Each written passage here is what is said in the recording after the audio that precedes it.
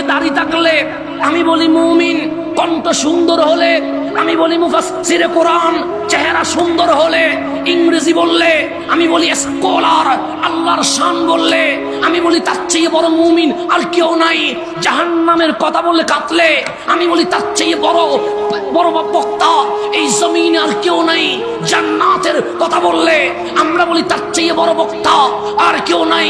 তা আমার মাওলা বলছেন হাবিব, ওয়া মিনান নাসি মাইয়াকুলু আমান্না বিল্লাহি ওয়া বিল ইয়াউমিল আখিরি।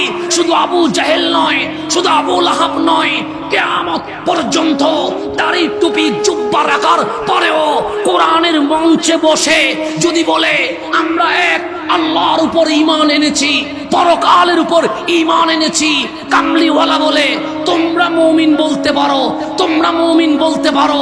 যাদের মুখে নারায়ে রিসালাত নাই, যাদের জবানে ইয়া রাসূলুল্লাহ নাই, যাদের বুকে কামলিওয়ালার প্রেম নাই, আল্লাহ মানতে পারে, মুফাসসিরে কোরআন হতে পারে, স্কলার হতে পারে, বক্তা হতে পারে, আমার আল্লাহ বলেন ওয়ামা হুম বিমুমিনিন, যে আমার নবী মানতে পারে নাই সে কখনো মুমিন হতে পারে নাই। এটা কি আমি বলছি না আল্লাহ বলছে? তাফসীরুল কোরআন বলে তো দৌড় দেন, কথা ঠিক না? এই দরসুল কোরআনে তো আসছেন, আমি কোরআনের বাইরে একটা শব্দ বলছি, আল্লাহ বলছেন ওয়ামা হুম বিমুমিনিন, তারা মুমিন নয়, তারা মুমিন। এটা কে বলছে? দাড়ি আছে, পাগড়ি আছে, জুব্বা আছে, আল্লাহর কথা আছে, কালামুল্লাহ আছে, শুধু নাই কি নবী। যার কাছে নবী নাই আল্লাহ বলছে ওয়ামা হুম বিমুমিনিন, তারা মুমিন নয়। তো মালিক মুমিন যদি না হয় তারা কেন তাফসীর করে? মুমিন যদি না হয় তারা কেন কোরআন তেলাওয়াত করে? মুমিন যদি না হয় তারা মানুষকে কেন আল্লাহর দিকে ডাকে? মুমিন যদি না হয় তারা পাগড়ি জুব্বা পরে বড় ঈমানদার সাজে কেন? মালিক বলে উত্তর জানতে চাও? আমরা বলি জানতে চাই। আল্লাহ বলে ইউখাদিউনাল্লাহ ওয়াল্লাযীনা আমানু, তারা কারা জানো? উপরে সূরত ধরেছে মুমিনের, ভেতরে ইহুদি খ্রিস্টানের দালাল এসে গেছে। এটা আমি বলি না, কোরআন বলছে ইউখাদিউনাল্লাহ, তারা দাড়ি টুপি জুব্বা রেখে আল্লাহরে ধোঁকা দিতে চায়। ওয়াল্লাযীনা আমানু, মুমিন সহজ সরল মুসলমানকে ধোঁকা দিতে চায়। আল্লাহ ডাক দিয়ে বলছেন ওয়ামা ইয়াখদাউনা ইল্লা আনফুসাহুম, হ্যাঁ তারা নিজেদেরকে বড় শিয়ানা মনে করেছে, চালাক মনে করেছে, কিন্তু আমি আল্লাহ ঘোষণা দিচ্ছি তারা নিজেদেরকেই ধোঁকা দিচ্ছে, আল্লাহরেও ধোঁকা দেওয়ার কোন সুযোগ। আর যাদের বুকে হুসাইন আছে তাদেরকে কখনো ধোঁকা দিতে পারবে না। কিন্তু তারা ধোঁকা দিচ্ছে কাদেরকে? আল্লাহ বলে নিজেদেরকে। কেন? ওয়ামা ইয়াশউরুন, তারা তো বুঝতেই পারছে না, তারা জানতেই পারছে না। কেন বুঝে না জানো? আল্লাহ বলছে ফি কুলুবিহিম মারাদুন, তাদের কলবের মধ্যে ক্যান্সার হয়েছে। কি হয়েছে? এটা আমি বলছি না, কোরআন বলছে।